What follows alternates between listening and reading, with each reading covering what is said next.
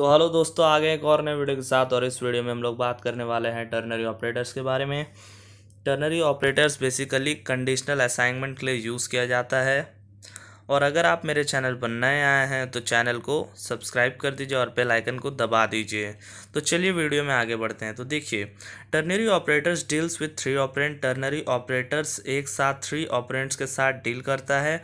It is also called conditional assignment statement. इसको conditional assignment statement भी बोला जाता है। कंडीशनल असाइनमेंट स्टेटमेंट मतलब कि आपको किसी वेरिएबल है, मान लीजिए ए, उसमें आपको कोई वैल्यू स्टोर कराना और आप चाहते कि ये कंडीशन ट्रू हो या ये कंडीशन फॉल्स हो, तब ये वैल्यू इसमें घुसे, तो उस लिए ये यूज़ किया जाता है।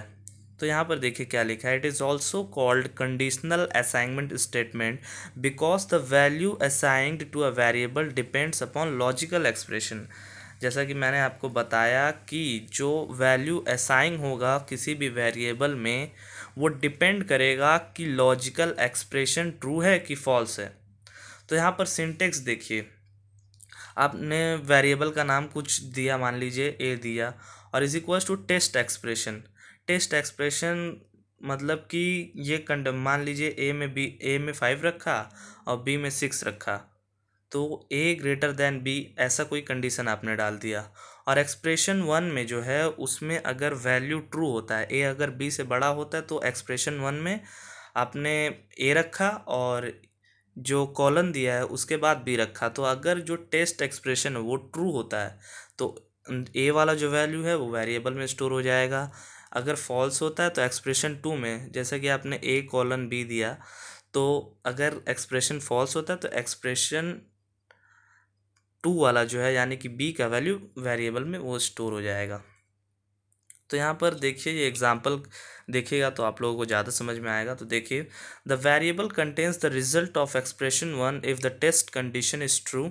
जैसे कि मैंने आपको बताया, अगर टेस्ट एक्सप्रेशन जो है वो ट्रू हो जाता है तो एक्सप्रेशन 1 में जो आपने लिखा है वो वेरिएबल में स्टोर हो जाएगा। और अगर ट्रू नहीं होता, फॉल्स होता है, तो वो एक्सप्रेशन 2 वाला जो है वो वेरिएबल में स्टोर हो जाएगा। तो एग्जाम्पल देखिए, जैसे यहाँ पर एग्जाम्पल दिया हुआ है, A is equals to 5, B is equals to 3।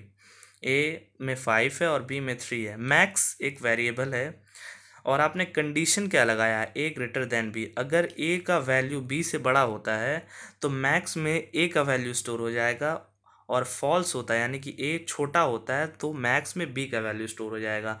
तो यहाँ पर 5 ग्रेटर देन 3 है, तो क्या हो रहा है कि मैक्स में ए का वैल्यू यानी कि 5 स्टोर हो रहा है। और वहीं पे मान लीजिए ए का वैल्यू 1 होता तो ए ग्रेटर देन बी ट्रू नहीं होता, तो मैक्स में 3 स्टोर हो जाता। तो देखिए यहाँ पर क्या लिखा है, यहाँ तो ए ग्रेटर देन बी हो गया तो 5 स्टोर हुआ। तो यहाँ पर देखिए क्या लिखा है, here the value 5 is stored in matrix as A greater than B is true, जैसा कि मैंने आपको बताया। अब मीन में देखिए, mean is equals to B greater than A, और अगर ये कंडीशन ट्रू होता है तो ए स्टोर होगा, नहीं तो बी स्टोर होगा। तो यहाँ पर बी ग्रेटर देन ए यानी कि बी का वैल्यू अगर ए से बड़ा हुआ तो जो मिनिमम में है वो ए स्टोर कर लेगा, नहीं तो बी स्टोर कर लेगा। तो यहाँ पर बी का वैल्यू 3 है और ए का वैल्यू 5 है, तो ये कंडीशन ट्रू नहीं हो रहा है, तो एक्सप्रेशन 2 वाले पोजीशन पे जो है उसका वैल्यू मेन में स्टोर होगा, यानी कि बी का वैल्यू कितना है 3, तो मीन में कितना स्टोर हो गया 3। तो यहाँ पर देखिए, value 3 is stored in mean as B is greater than A is false. अगर आपको वीडियो अच्छी लगी हो तो लाइक कमेंट शेयर कर दीजिए, और तब तक के लिए बाय।